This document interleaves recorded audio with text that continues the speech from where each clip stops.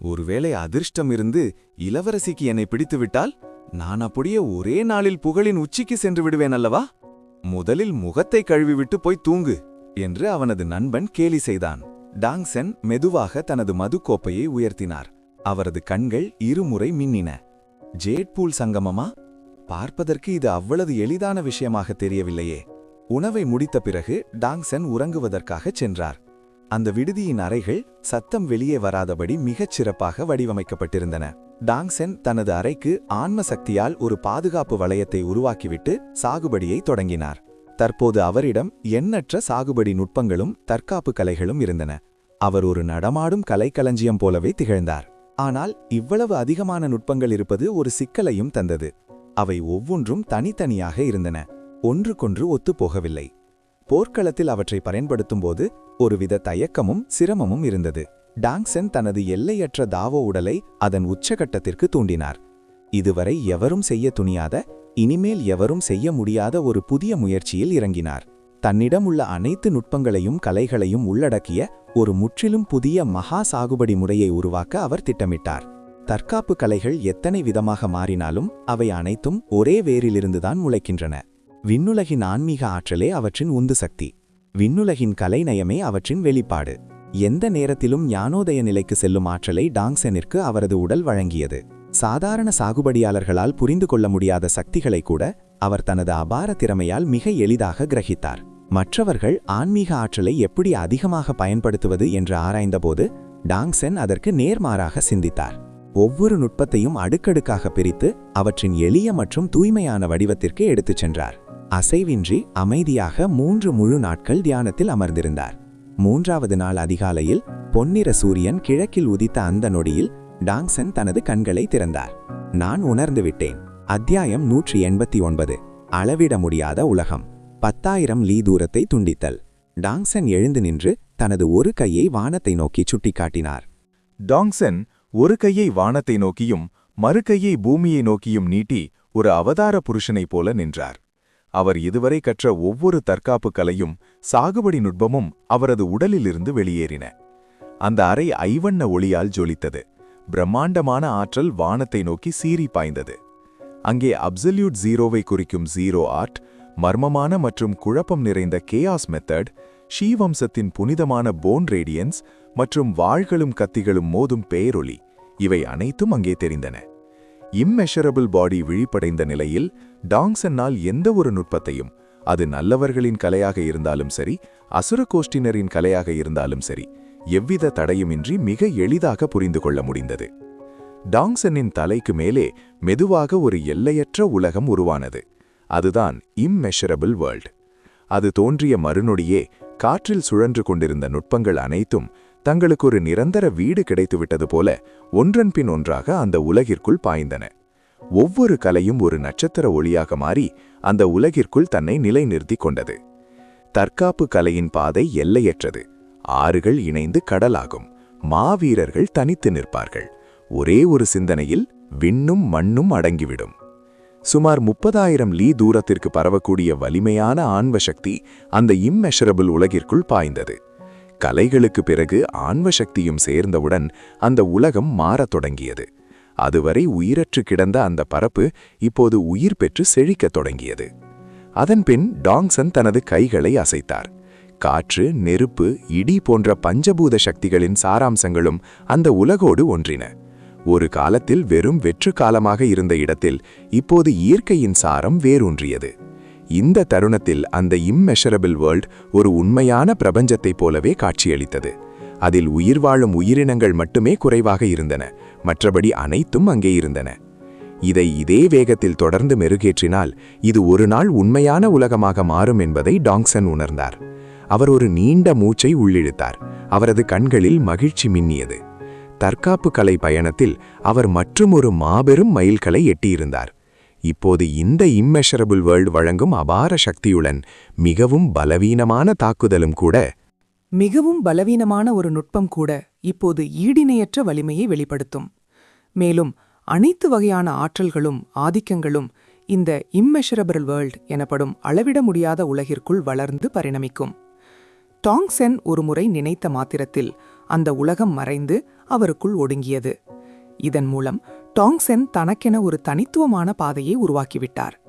இப்போது அவர் விண்ணுலக தாவோ விதிகளுக்குள் உள்ளேயும் இருந்தார், அதே சமயம் அதற்கு அப்பாற்பட்டும் நின்றார். அவரது ஆன்மீக உணர்வு கிளர்ந்தெழுந்தது. நீண்ட நாட்களாக அவர் இழந்திருந்த அந்த சி உயிர்ச்சக்தி ஆற்றல் அவரது வயிற்றுப்பகுதிக்குள் பெருக்கெடுத்தது. ஹஹா! டாங்சென்னின் இதழ்களிலிருந்து வெற்றி சிரிப்பு வெளிப்பட்டது. இந்த இம்மெஷரபிள் உலகத்தின் உதவியால் விண்ணுலக தாவோ விதித்த அந்த தடையை சீல் மீறி அவரால் இப்போது விருப்பம் போல சி ஆற்றலை உறிஞ்ச முடிந்தது. தன்னிடம் இருந்த அனைத்து ஆன்மீக கற்களையும் படிகங்களையும் அந்த உலகிற்குள் செலுத்தினார். அது அவற்றை விழுங்கி மேலும் வலிமை பெற்றது. முன்பு அவரது நுட்பங்கள் அனைத்தும் அவரது உடலிலிருந்து நேரடியாக வெளிப்பட்டதால் அவை விண்ணுலக தடையால் முடக்கப்பட்டிருந்தன. ஆனால் இப்போது டாங்சென் அந்த ஆற்றல்கள் அனைத்தையும் பிரித்து இம்மெஷரபிள் உலகிற்கு மாற்றிவிட்டார். அந்த உலகம் ஒரு தனித்தன்மை வாய்ந்த பகுதி என்பதால் அது விண்ணுலக தடையால் கட்டுப்படுத்தப்படவில்லை. அதே சமயம் அது முழுமையாக டாங்சென்னின் கட்டுப்பாட்டிலேயே இருந்தது. இந்த முறை அவருக்கு மறைமுகமான விடுதலையை அளித்தது. உறிஞ்சு, தொடர்ந்து உறிஞ்சு என்று டாங்சென் உற்சாகமாக கத்தினார். எவ்வித தடையுமின்றி சி ஆற்றலை உறிஞ்சுவதிலுள்ள அந்த பேரானந்தத்தை அவர் இதற்கு முன் உணர்ந்ததே இல்லை. இம்மெஷரபிள் உலகத்திலிருந்து ஒரு வலிமையான ஈர்ப்பு விசை வெளிப்பட்டது. ஒரே ஒரு மூச்சு நேரத்தில் 10 மைல் சுற்றளவிற்குள் இருந்த ஒவ்வொரு துளி சி ஆற்றலும் முற்றிலுமாக உறிஞ்சப்பட்டது. ஷியாவோயான் ஏகாதிபத்திய நகரம் முழுவதும் இருந்த சாகுபடியாளர்கள் இந்த மாற்றத்தை ஒரே நேரத்தில் உணர்ந்தனர். சிலர் தியானத்தில் இருந்தபோது திடீரென ஆற்றல் மறைந்ததால் அதிர்ச்சியில் இரத்தம் கக்கும் நிலைக்கு ஆளானார்கள். என்ன நடக்கிறது? ஆற்றல் ஏன் திடீரென மறைந்துவிட்டது? ஆமாம், ஒரு சிறு துளி சி ஆற்றலை கூட உணர முடியவில்லையே. விசித்திரமாக இருக்கிறது. ஏதேனும் ஒரு மகா நிபுணர், சுப்ரீம் எக்ஸ்பர்ட், தனது பயங்கரமான நுட்பத்தை பயன்படுத்தி ஆற்றலை கட்டுப்படுத்துகிறாரா? நாசமாய் போகட்டும், ஆற்றல் இல்லை என்றால் நாம் எப்படி சாகுபடி செய்வது என்று நகரம் முழுவதும் கூக்குரல்கள் எழுந்தன. அந்த தருணத்தில் ஒரு சாதாரண விடுதியில் தங்கியிருந்த ஷியாவோயான் மெதுவாக கண்களை திறந்தார். ஆற்றல் துண்டிக்கப்பட்டுவிட்டது. என்ன நடக்கிறது இங்கே? பேய் கிழவரின் கோஸ்ட் எல்டரின் குரல் எதிரொலித்தது. பயங்கரம்! இது உண்மையிலேயே திகிலூட்டும் விஷயம். 10 மைல் சுற்றளவிற்குள் இருக்கும் ஒட்டுமொத்த சி ஆற்றலையும் ஒரே நொடியில் உறிஞ்ச யாரால் முடியும்? ஒரு மொனார்க் நிலை நிபுணரால் கூட இத்தகைய சாதனையை செய்ய முடியாது. ஒருவேளை செயின்ட் நிலை சாகுபடியாளர் யாராவது இங்கே வந்திருக்கிறாரா? அவரது குரல் பயத்திலும் பீதியிலும் நடுங்கியது. ஷியாவோயான் கூட ஒரு கணம் திடுக்கிட்டார். ஒரு செயின்ட் நிலை நிபுணர் என்பது ஒரு புராண கதை போன்றவர். 6 விண்ணுலக வம்சங்களுக்குள்ளேயே அவர்கள்தான் மிக உயர்ந்த மட்டத்தில் உள்ள அதிகாரம் படைத்தவர்கள். தர்க்கப்படி பார்த்தால் இந்த காட்டுமிராண்டித்தனமான பாழ்நில பகுதியில் மொனார்க் நிலைதான் உச்சமாக இருக்க வேண்டும். ஒரு செயின்ட் நிலை நிபுணர் இங்கே எப்படி தோன்ற முடியும்? ஒரு செயின்ட் நிலை நிபுணருக்கும் ஷியாவோயாங் இளவரசி மீது ஆர்வம் இருக்குமா என்று ஷியாவோயான் தனக்குள்ளேயே முணுமுணுத்தார். பேய் கிழவர் கத்தினார். ஷியாவோ, நான் சொல்வதை கேள். அந்த செயின்ட் நிலை நிபுணரை நீ ஒருவேளை சந்தித்தால் உடனடியாக ஓடிவிடு. அவர்களை சீண்டி விடாதே. அவர்களின் சக்தி மிகவும் கொடூரமானது. ஷியாவோயானின் முகம் சுருங்கியது. அவர் இப்போதுதான் தனது டெஸ்ட்ராயர் பாடி சாகுபடி முறையில் முழுமையை அடைந்திருந்தார். புகழின் உச்சிக்குச் செல்ல இதுதான் சரியான நேரம் என்று நினைத்தார். ஆனால் எங்கிருந்தோ ஒரு செயின்ட் நிலை நிபுணர் திடீரென தோன்றியிருக்கிறார். விதி கூட தன்னை ஒடுக்க சதி செய்கிறதா? இருப்பினும் பேய்கிழவர் புத்திசாலித்தனமாக பேசுவதை அவர் உணர்ந்தார். அவரது தற்போதைய சாகுபடி நிலையைக் கொண்டு ஒரு செயின்ட் நிலைக்கு முன்னால் நிற்கும் தகுதி அவருக்கு இல்லை. ஷியாவோயாங் நகரின் மற்றொரு பகுதியில் இன்ஷு தனது புருவங்களை சுருக்கினார். அவரது கண்களில் பயத்தின் நிழலாடியது. ஒரே நொடியில் 10 மைல் ஆற்றலை விழுங்கும் இந்த திறன் யாருடையது? அது நீதி மார்க்கத்தைச் சேர்ந்தவரா, இல்லை அசுர பாதையைச் சேர்ந்தவரா? இந்த நபரும் ஷியாவோயாங் பேரரசின் ரகசியங்களை தேடி வந்திருக்கிறாரா? அப்படியென்றால் இது உண்மையிலேயே ஆபத்துதான். இன்ஷுவின் முகம் கடுகடுப்பாக மாறியது. அவர் கைகளை முதுகிற்கு பின்னால் கட்டியபடி நின்றார். அவரிடம் அதுவரை இருந்த அந்த திமிர் இப்போது காணாமல் போயிருந்தது. ஒரு செயின்ட் நிலை நிபுணர் தலையிட்டால் அவரை போன்ற 100 பேர் சேர்ந்தால் கூட இளவரசியை தொட முடியாது. ஷியாவோயாங் ஏகாதிபத்திய அரண்மனையின் ஆழமான ஒரு பகுதியில் யாழிசையின் வில்லிசை காற்றில் தவழ்ந்து கொண்டிருந்தது. திடீரென துவாங், யாழின் ஒரு நரம்பு அறந்தது. உடனே ஒரு மென்மையான குரல் கேட்டது. அக்கா யாச்சி, என்ன ஆச்சு? அந்த அறைக்குள் 2 பெண்கள் அமர்ந்திருந்தனர். ஒருவர், அவள் சூரிய உதயத்தைப் போல பிரகாசிக்கும் ஒரு தங்க நிற ஏகாதிபத்திய அங்கி அணிந்திருந்தாள். அதிலிருந்து ஒருவித வெப்பமும் ஒளியும் வீசியது. அவள் அசாதாரணமான உயரத்தைக் கொண்டிருந்தாள். அவளது நீண்ட தந்தம் போன்ற மென்மையான கால்கள் இணைந்து ஒரு அழகான வளைவை உருவாக்கின. அவளது நெற்றியில் ஒரு சிறு தங்க சூரிய சின்னம் மின்னியது. எல்லாவற்றையும் விட அவளது வசீகரமான நரி போன்ற கண்கள், ஃபாக்ஸ் லைக் ஐஸ், பார்ப்பவர்களை கட்டி போட்டன. இந்த பெண் வேறு யாரும் அல்ல, சியாவோயாங் பேரரசின் கடைசி இளவரசி சியாவோயாங். அவளுக்கு எதிரே மற்றொரு பெண் அமர்ந்திருந்தாள். அவள் ஒரு தெய்வீக தோற்றத்தை கொண்டிருந்தாள். அவள் அணிந்திருந்த மெல்லிய வெள்ளை ஆடை அவளது குறையற்ற அழகை மறைக்க தவறியது. அவளுக்கு முன்னால் ஒரு பழங்கால யாழ் இருந்தது.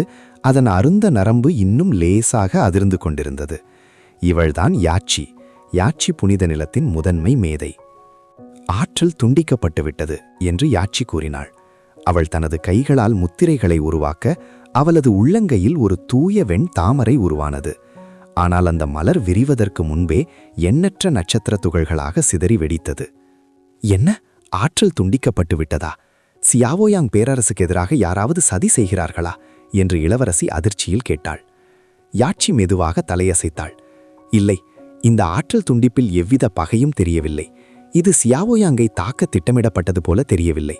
மாறாக ஏதோ ஒரு மகா நிபுணர் சாகுபடி செய்வது போல தோன்றுகிறது. இளவரசி சியாவோயாங்கின் கண்கள் விரிந்தன. சாகுபடியின் மூலமாக ஆற்றலையே துண்டிப்பதா? அது சாத்தியமே இல்லை. ஏனெனில் விண்ணுலக ஆற்றல் என்பது எல்லையற்றது. அதை தீர்ப்பது இயலாத காரியம். சியாவோயாங் நகரில் மட்டும் கோடிக்கணக்கான சாகுபடியாளர்கள் உள்ளனர். அவர்கள் தினமும் மலைக்க வைக்கும் அளவு ஆற்றலை பயன்படுத்துகிறனர். ஆனால் இதுவரை ஒருமுறை கூட ஆற்றல் ஓட்டம் நின்றதில்லை. இப்போது ஆற்றல் மறைந்து விட்டதோடு மீண்டும் திரும்பவே இல்லை. யாச்சி ஒரு படிகப்பந்தை தனது விரலால் தட்டினாள். அதற்குள் ஒரு பிம்பம் தோன்றியது. 10 மைல் இல்லை, இது 10,000 மைல் சுற்றளவிற்கு ஆற்றல் துண்டிக்கப்பட்டிருக்கிறது. செடி கொடிகள் வாடுகிறன. மிருகங்கள் பலமின்றி தரையில் கிடக்கின்றன.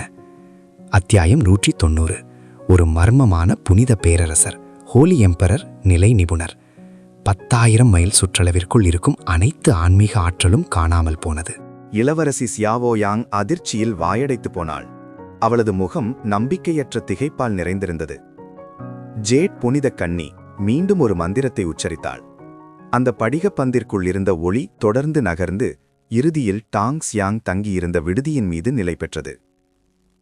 எனது கணக்கீட்டின்படி ஆன்மீக ஆற்றல் துண்டிக்கப்பட்டதன் மூலக்கூறு இங்கேதான் உள்ளது. இது சியாவோயாங் நகரிலுள்ள ஒரு விடுதி. அந்த நபர் இதற்குள்தானா மறைந்திருக்கிறார் என்று இளவரசி வியப்புடன் கேட்டாள். ஜேட் புனித கன்னியின் கண்கள் லேசாக மின்னின.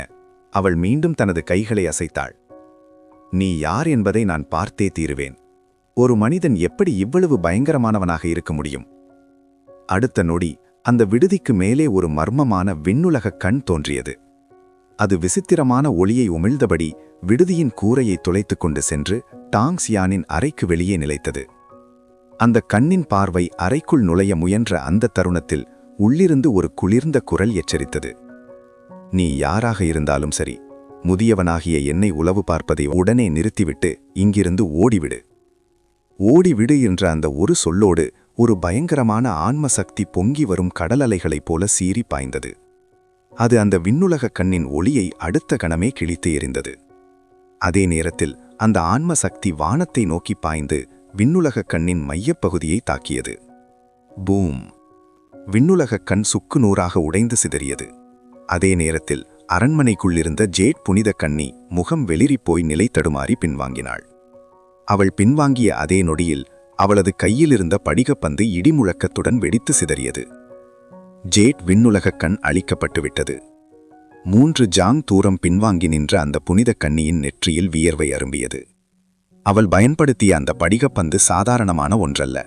அது ஜேட் பூல் புனித நிலத்தின் ஹெவன் டியர் வகை பொக்கிஷம். ஒருவரது ஆன்ம சக்தியை அதற்குள் செலுத்தினால் அது எந்த ஒரு மாயையையும் அல்லது தற்காப்பு வளையத்தையும் ஊடுருவி உண்மையை காட்டும். ஒரு சக்கரவர்த்தி நிலை சாகுபடியாளர் கூட அதன் பார்வையில் தப்ப முடியாது. இருந்தினும் அந்த ஜேட் கண்ணின் சக்தி அந்த விடுதியை நெருங்குவதற்கு முன்பே அதைவிட பல 10 மடங்கு வலிமையான ஒரு ஆன்ம சக்தியால் அது சிதறடிக்கப்பட்டது. அது மட்டுமின்றி அந்த ஆன்ம சக்தி கண்ணின் தொடர்பை பின்தொடர்ந்து நேராக அந்த ஆன்ம சக்தி அந்த படிக பொக்கிஷத்தையே தகர்த்து விட்டது. இத்தகைய வலிமையான ஆன்ம சக்தி ஒரு சக்கரவர்த்தி நிலை நிபுணர்களிடம் கூட அரிதாகவே காணப்படும். ஜேட் புனித கன்னியின் முகம் பல்வேறு உணர்ச்சிகளால் மாறியது. இறுதியில் ஒரு பெருமூச்சுடன் ஓய்ந்தது.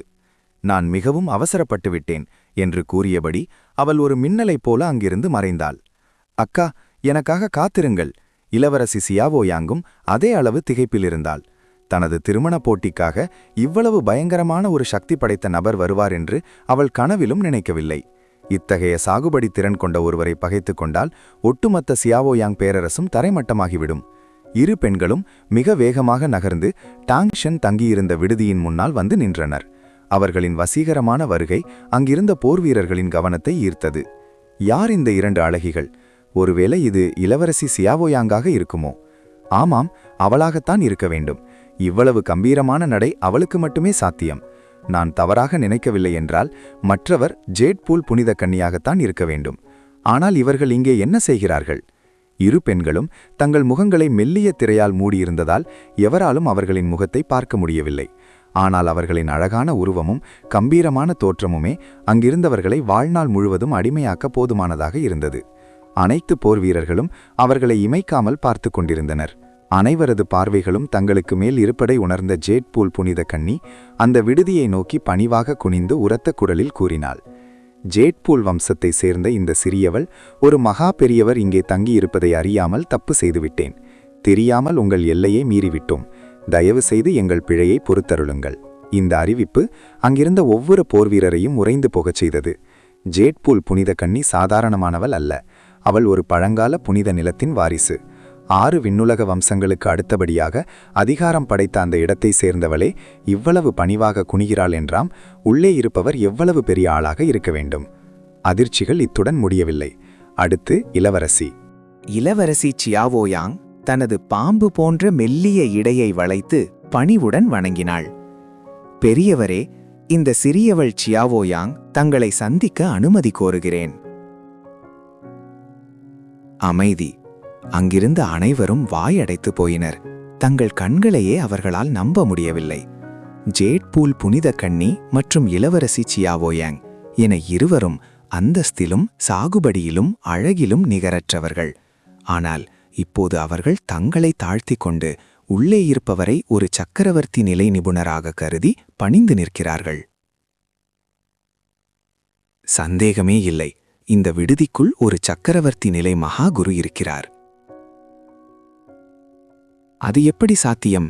சியாவோயாங் பேரரசை விடுங்கள், ஜேட்பூல் புனித நிலத்திலேயே சக்கரவர்த்தி நிலை நிபுணர்களுக்கு பஞ்சம் இருக்காதே. ஒரு சாதாரண சக்கரவர்த்தி நிலை நிபுணர் இவர்களை இவ்வளவு தூரம் பணிய வைக்க முடியாது. அப்படியென்றால் உள்ளே இருப்பது ஒரு ஹெவன் எம்பரர் அல்லது செயின்ட் எம்பரர். ஒருவேளை அவர் ஒரு எம்பரர் சாவரின் தானா? பல போர் வீரர்கள் மௌனத்தில் ஆழ்ந்தனர். சாகுபடி நிலையில் எம்பரர் நிலை என்பது 6 சிறு நிலைகளை கொண்டது. Human emperor, earth emperor, heaven emperor, saint emperor, emperor sovereign, seek saint. ஒவ்வொரு நிலைக்கும் இடையிலான வலிமை விண்ணுக்கும் மண்ணுக்கும் உள்ள வித்தியாசத்தை போன்றது. ஒரு ஹெவன் எம்பரர் விண்ணுலக விதிகளை முழுமையாக கற்றவர். ஒரு செயின்ட் எம்பரர் அந்த விதிகளை அதன் உச்சகட்ட எல்லைக்கே கொண்டு சென்றவர். இதனால்தான் இந்த நிலை தாவோ நிலை என்றும் அழைக்கப்படுகிறது. அத்தகைய ஒரு மாமனிதர் ஒரு சிறு சிந்தனையாலேயே விண்ணை மண்ணையும் தனது கட்டுப்பாட்டிற்குள் கொண்டு வர முடியும். அவருக்கு நிகரான ஒருவரை தவிர வேறு யாராலும் அவரை தடுக்க முடியாது. அங்கிருந்தவர்களின் மனதில் ஒரு விசித்திரமான எண்ணம் ஓடியது. இந்த விடுதிக்குள் ஒரு உயர்மட்ட செயின்ட் எம்பரர் தான் தங்கியிருக்கிறாரா? அந்த விடுதிக்குள் தங்கியிருந்த மற்ற போர் வீரர்களுக்கு தலை சுற்றத் தொடங்கியது. தாங்கள் இதுவரை அங்கே ஏதேனும் தவறு செய்திருக்கிறோமா என்று அவர்கள் பீதியுடன் யோசிக்கத் தொடங்கினர். ஒரு செயின்ட் எம்பரர் நிலை நிபுணரின் கோபத்திற்கு ஆளானால் அவரது ஒரு சிறு கை அசைவிலேயே ஒரு சிறு தாக்குதல் கூட அவர்களை இவ்வுலகிலிருந்தே துடைத்தறிந்திருக்கும்.